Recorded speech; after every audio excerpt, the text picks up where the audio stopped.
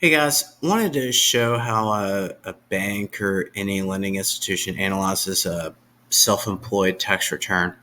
So this is your Schedule E on your tax return. This is what it looks like. The top section here is shaded out by this ad that we're using as example tax return I found.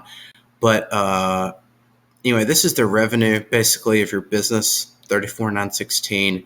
And this is your total expenses of 6,530, and so this is your profit of 28,386. Now, the bank is actually not going to use that number, though. They're going to add back this depreciation number. Let's do the math: 28,386 plus 1,296 in depreciation to get to 29,682. And a lot of times they'll also add back the interest to get your cash flow number. So plus 181. So 29,863. So they're actually going to use that back, depreciation, any amortization that you also have. Could add back rent if they're analyzing this for you to buy a property for your own business.